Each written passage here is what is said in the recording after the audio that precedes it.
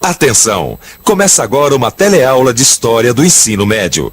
Você vai assistir a teleaula de número 34. Bons estudos!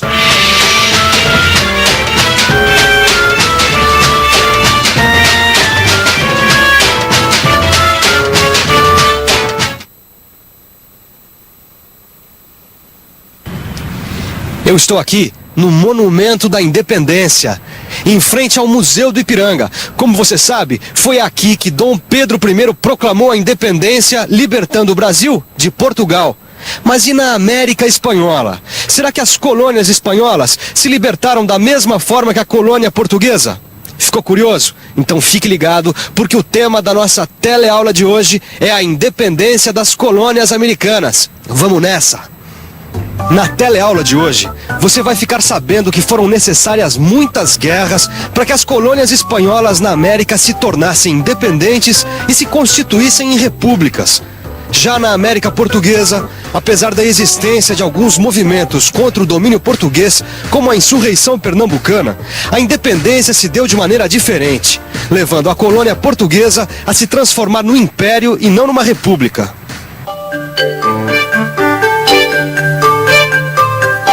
Olá. Bem, na nossa última teleaula, a gente viu que muitos brasileiros e também portugueses residentes no Rio de Janeiro não queriam a volta de Dom João VI para Portugal. Muito pelo contrário, o plano era formar aqui no Brasil o Império Luso-Brasileiro, cuja sede seria no Rio, a Nova Lisboa. Mas será que todos os brasileiros pensavam assim? Será que a política de Dom João VI estava sendo boa para todos os brasileiros? Não estava. No Nordeste brasileiro, por exemplo, havia uma grande insatisfação em relação aos rumos da política e da economia traçados por Dom João VI.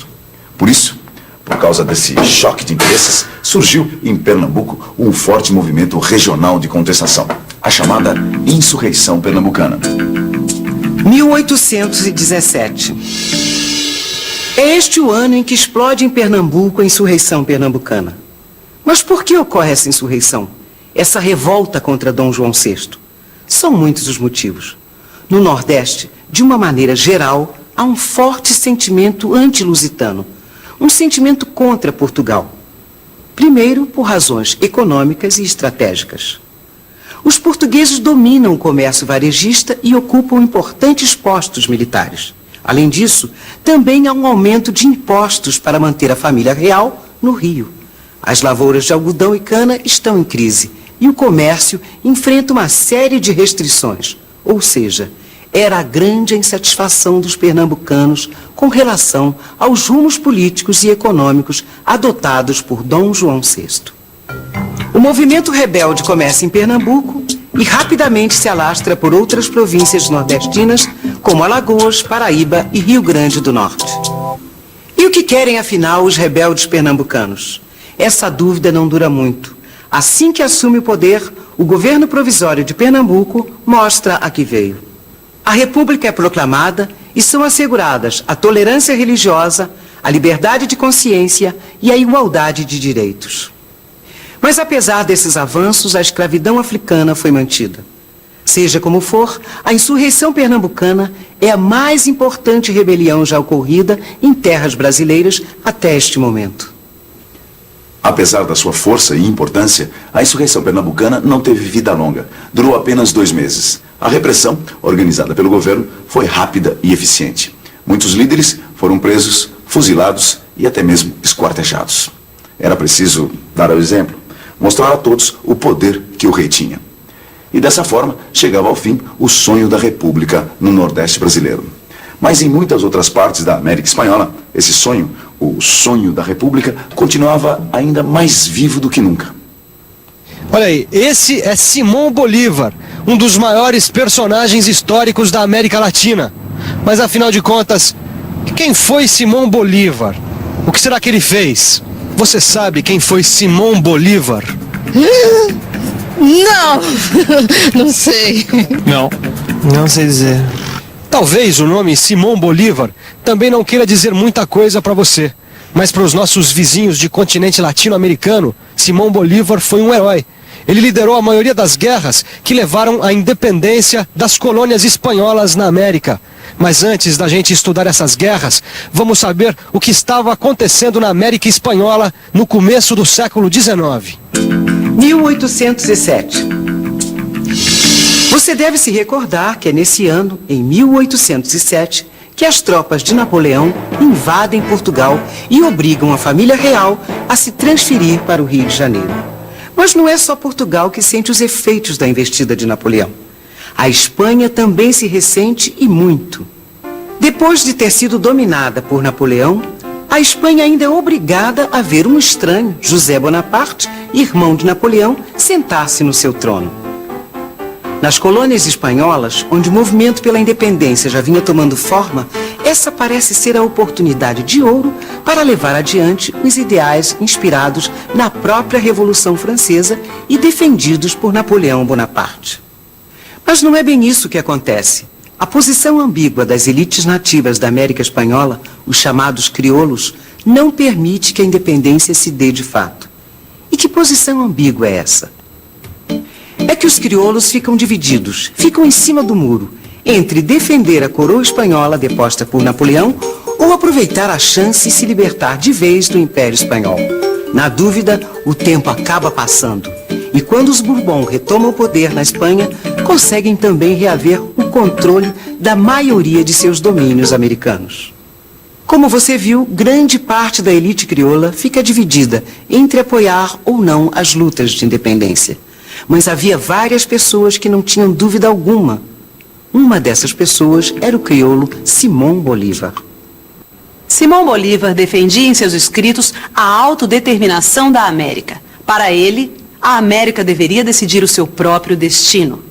Bolívar dizia que havia uma unidade americana que ultrapassava classe, cor ou raça. Agora, ouça o que ele escreveu. Equilibrada como está a população americana, seja pelo número, pelas circunstâncias, seja, enfim, pelo irresistível império do espírito, por que motivo não se poderão estabelecer novos governos nesta metade do mundo? Além de acreditar na capacidade do povo americano, Bolívar era árduo defensor da república. Para ele, a formação de pequenas repúblicas seria o melhor caminho para a América. As ideias de Simón Bolívar não ficaram somente nos escritos e na teoria. Herói revolucionário, ele pegou em armas, guerreou, lutou. Sua luta propriamente dita começou em 1816, na Venezuela. De lá, ele liderou praticamente todas as lutas de independência no norte da América Espanhola. Só que Simón Bolívar não estava sozinho na liderança dessas lutas. Enquanto ele conquistava vitórias no norte, San Martín, outra importante liderança crioula, libertava do domínio espanhol a Argentina e o Chile. As lutas pela independência varreram praticamente toda a América do Sul. Mas uma colônia resistia sob o jugo espanhol, o Peru. Em 1825, o Peru finalmente é libertado. Com a libertação do Peru, era extinto definitivamente o domínio espanhol na América do Sul. Dessa forma, o projeto de Bolívar, que previa a formação de pequenas repúblicas, é definitivamente implantado em todo o continente. Como vocês viram, as colônias da América Espanhola lutaram pela sua independência e, uma vez livres da Espanha, optaram por formar várias repúblicas. Essa estratégia, adotada pelas elites hispano-americanas, seguia o modelo norte-americano, que também optou por uma ruptura radical e pela república. Mas e a América Portuguesa? Como será que foi a sua independência? Que modelo será que as elites brasileiras seguiram para tornar a colônia independente? É justamente isso que nós vamos ver agora. Abril de 1821. É nessa data que Dom João VI volta finalmente para Lisboa. Dom João volta pressionado por uma revolução, a Revolução do Porto. A Revolução do Porto é um dos muitos movimentos revolucionários que explodem na Europa no ano de 1820. Além de defender a elaboração de uma Constituição, a Revolução do Porto também exige o retorno imediato de Dom João VI. Dom João não quer voltar, mas as pressões são tantas que ele não tem saída. E 8 meses depois da Revolução ter eclodido, volta para Portugal. Mas nem toda a família real o acompanha. No Brasil, fica seu filho e herdeiro, o príncipe Dom Pedro. Não se sabe o que vai acontecer. Será que Portugal vai restabelecer o pacto colonial e o exclusivo comercial? Será que serão fechados os portos novamente? Será que o Brasil de Reino Unido a Portugal voltará a ser simplesmente colônia? Essas questões eram assuntos obrigatórios em qualquer roda daquela época. Por fim, acaba acontecendo o que todos temiam. As cortes portuguesas partiram para a radicalização e exigiram o retorno imediato de Dom Pedro. Como Dom Pedro se recusava a voltar para Portugal, começaram a lhe tirar cada vez mais poderes. A situação se complicava cada vez mais e não restava outra alternativa senão a independência. Mas surgia então uma nova dúvida. Que independência seria essa? Com república, como fizeram as colônias espanholas? Ou uma independência que preservasse as tradições monárquicas? Acabou vencendo a segunda hipótese. O Brasil se tornaria independente.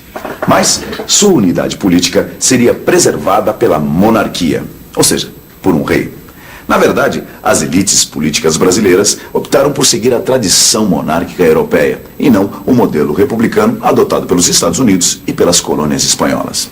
Um dos maiores batalhadores dessa causa por um Brasil independente e monárquico foi o paulista José Bonifácio de Andrade Silva. José Bonifácio foi ministro de Dom Pedro I e um dos maiores articuladores da independência. Uma independência que para ele deveria conduzir o Brasil para os caminhos da monarquia. Sua estratégia foi isolar e reprimir os dois grupos que para ele eram contrários à ideia de uma monarquia, de um império brasileiro. O primeiro desses grupos era formado por portugueses que eram contrários à independência, os chamados pés de chumbo. O outro grupo era favorável à independência, mas queria que os poderes do príncipe fossem limitados por uma constituição. Esses eram os democratas. Bonifácio temia que esses dois grupos afastassem o príncipe Dom Pedro do apostolado. Apostolado, uma sociedade secreta formada por importantes fazendeiros e políticos. Mas o controle da situação não se limitava só aos esforços de Bonifácio em apaziguar os ânimos aqui dentro. Lá em Portugal, as cortes pressionavam cada vez mais, exigindo o retorno do príncipe. Como o herdeiro português se recusava a obedecer, as cortes portuguesas resolveram partir para o confronto direto, retirando do príncipe o poder sobre algumas províncias brasileiras. Era o que Bonifácio estava esperando. Com o apoio dos democratas e do apostolado, ele pressionou o príncipe regente, que finalmente promoveu a independência do Brasil. Ah, então foi assim que Dom Pedro I proclamou a independência do Brasil, Vicente? É, mais ou menos, né, Gil? É claro que a cena mesmo da proclamação não foi como a gente tá vendo nesse quadro aí do pintor Pedro Américo, né? E muito menos como a gente conhece naquele monumento famoso. É, claro que não. Bom, isso eu sei, isso é apenas uma representação do que aconteceu, mas não exatamente o que aconteceu. O importante é a gente saber que a partir dessa data a América Portuguesa deixou de ser colônia. Ou seja, a partir do dia 7 de setembro de 1822, estava nascendo um novo país, o Brasil. Ô Vicente, mas o que aconteceu depois da independência, hein? Ah, meu querido, aí já é assunto para as nossas próximas teleaulas. Porque agora está na hora da revisão. E atenção, se liga aí, que é a hora da revisão. Na teleaula de hoje, você viu que foram necessárias muitas guerras para que as colônias espanholas na América se tornassem independentes e se constituíssem em repúblicas. Já na América Portuguesa, apesar da existência de alguns movimentos contra o domínio português, como a insurreição pernambucana, a independência se deu de maneira diferente, levando a colônia portuguesa a se transformar num império e não numa república. Como você viu nessa teleaula, a independência na América passou por diferentes caminhos.